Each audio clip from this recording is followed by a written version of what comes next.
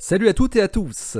En cartographiant le mouvement des galaxies dans les immenses filaments qui forment la toile cosmique, des astronomes chinois, allemands et estoniens ont découvert que ces longues structures de galaxies et de matière noire tournent à l'échelle de centaines de millions d'années-lumière. Une rotation à des échelles aussi énormes n'a jamais été observée auparavant. Les résultats sont publiés aujourd'hui dans Nature Astronomy sous le titre Possible Observational Evidence for Cosmic Filament Spin.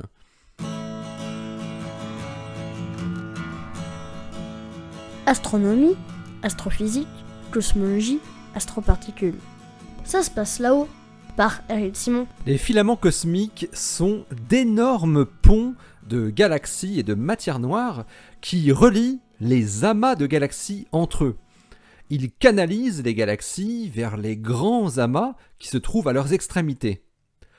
En cartographiant le mouvement de centaines de milliers de galaxies dans ces immenses liens cosmiques à l'aide du Sloan Digital Sky Survey, Peng Wang et ses collaborateurs ont découvert une propriété remarquable de ces filaments. Ils tournent. Bien qu'il s'agisse de fins cylindres de centaines de millions d'années-lumière de long, mais de seulement quelques millions d'années-lumière de diamètre, ces structures tournent bel et bien sur elles-mêmes. À ces échelles, les galaxies qui les composent ne représentent elles-mêmes que des petits grains. Les astrophysiciens montrent qu'elles semblent se déplacer sur des orbites en forme d'hélice, tournant autour du milieu du filament tout en se déplaçant le long de celui-ci. Une telle rotation n'avait jamais été observée auparavant à des échelles aussi grandes. Il faut se rappeler que la manière dont le moment cinétique responsable de la rotation est généré dans un contexte cosmologique est un problème non résolu.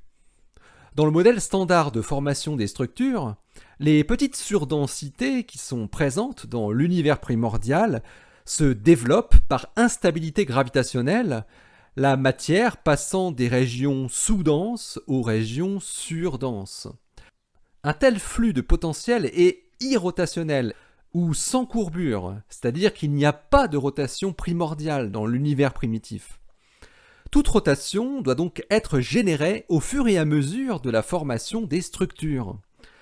La toile cosmique en général et les filaments en particulier sont intimement liés à la formation et à l'évolution des galaxies. Ils ont également un effet important sur la rotation des galaxies, régulant souvent la direction de la rotation des galaxies et de leur halo de matière noire.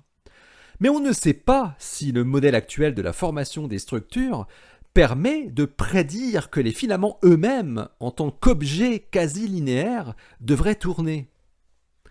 Wang et son équipe ont cherché des preuves observationnelles d'un tel comportement des filaments cosmiques à partir de travaux du théoricien Mark Nehrink qui avait montré en 2020 que les filaments pouvaient tourner.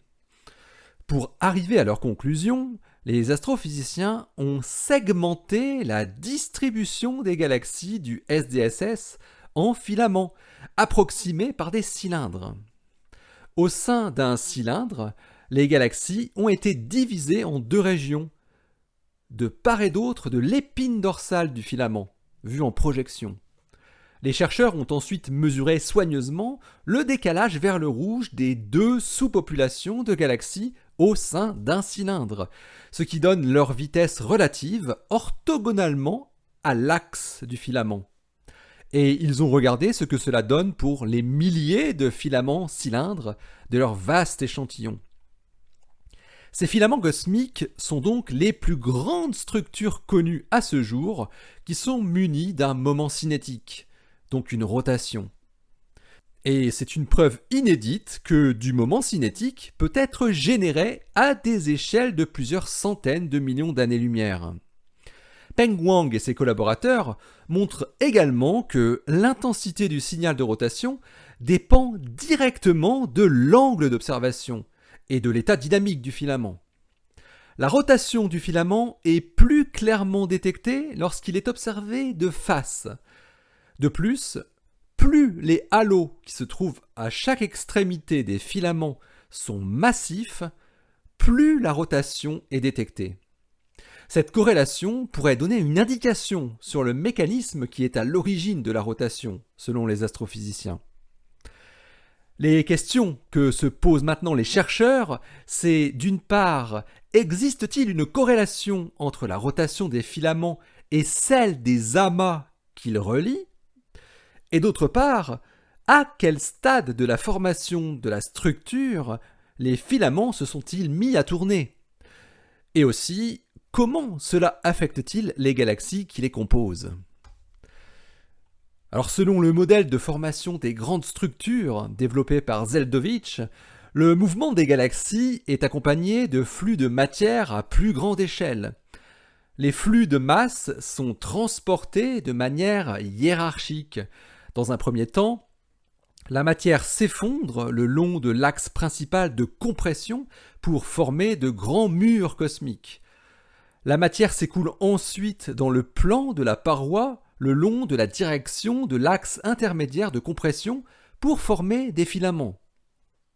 L'étape finale est l'effondrement tridimensionnel d'une perturbation de densité dans laquelle la matière s'écoule le long des axes des filaments pour former des amas.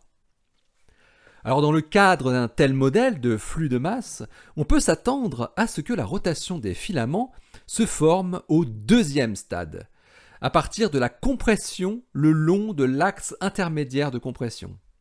En d'autres termes, on peut s'attendre à ce que le mouvement le long du filament soit toujours linéaire, tandis que le mouvement perpendiculaire à l'épine du filament soit, lui, non linéaire.